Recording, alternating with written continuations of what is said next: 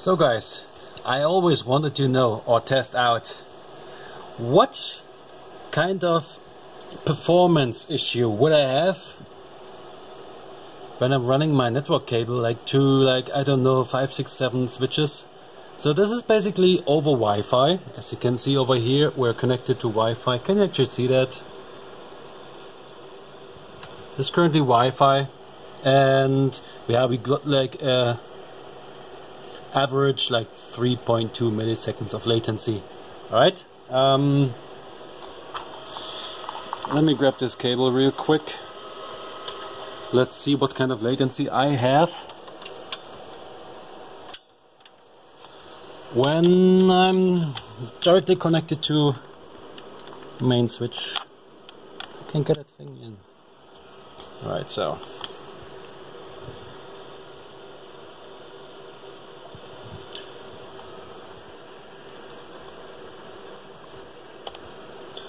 we're now directly connected to my main network via Ethernet. Let's test this again. And we're getting a whole lot better latency already. Like 2.55 maybe. Yeah, 0.3 milliseconds latency. Now, what happens if I'm actually pinging this machine right here? So this is a 10.10.2, okay, through my main switch. So what happens if from this machine it goes to the switch, it goes over there, and that runs all the way over here? You can barely see it. There's another, like, it's called Fritz box. That's like a router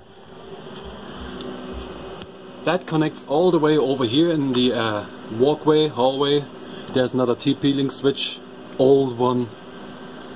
It's just basically my Atlas server running 24/7, actually heating the room. So yeah, that cable arrives here through this run that goes directly to the switch over there. Here's another cable that goes all the way over into an old internet box. That's just an old decommissioned Netgear like router thingy, but you can abuse it as a switch. It's just 100 Mbits, and from there it goes into another like 100 Mbit. Not even, look at that, not even fully populated 100 Mbit Yankee switch. But this one is really helpful when I'm out in service at customers.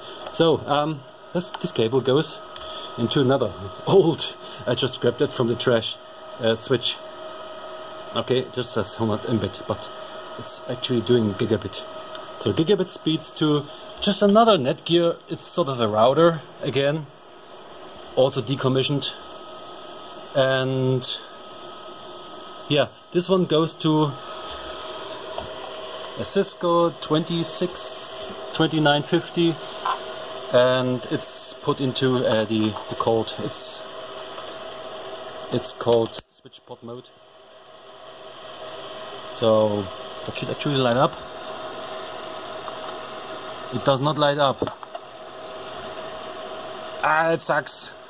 I haven't configured this switch completely. Oh fuck. Seriously, have I not? I haven't configured the switch pod. Darn. So I was going to test out through all the switches, but it turns out I haven't configured the built-in switch. That's an actual module you can buy for those old routers. I haven't configured this to a switch port, and I think this whole thing has lost its configuration, so too bad. Let's just go with the Cisco 2950 switch then. I should get an IP address.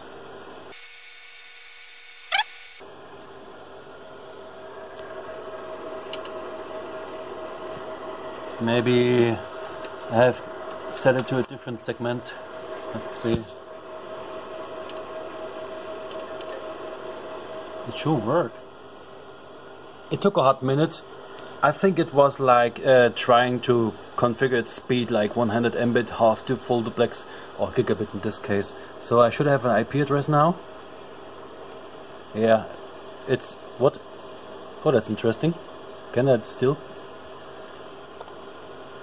No. DHCP server messing up stuff. So okay, there we go. Yeah, unfortunately I don't have any power supplies for those two HP Enterprise switches. They say they're Enterprise, I don't know. It doesn't look like Enterprise anyways. I don't have power supplies for them. The issue is I cannot use this one because I am too lazy to like set those to switch port and stuff like that. So ignore that for a moment. And yeah, one of those boxes here is actually a DHCP server, which I don't really like. Whatever. I had to like mess around with my IP settings. Anyways, now when I'm pinging, let's see what kind of impact it has. Pretty much almost like no impact at all. Look at the maximum, it's like 1 millisecond. It's like 1 millisecond of impact. And if I do that again, we don't even hit 1 millisecond. So this is crazy. It goes all the way from the interface to the like a managed switch, that's the Cisco 2950, like through another router, more or less, through another like switch, through a really slow 100 Mbit. Like, look at the connections. It only has like 4 connections for each like network cable. It goes through another like Netgear's router with built-in switch, into another gigabit network switch, and from there it goes back into the Fritzbox router /AP/switch, and from there it goes back to my main switch into my machine. So yeah, like how many parts is this? Like 1, 2, 3, 4, 5, 6, 7, 8 switches in between, 8 network switches, and like barely any impact. So yeah, demystified.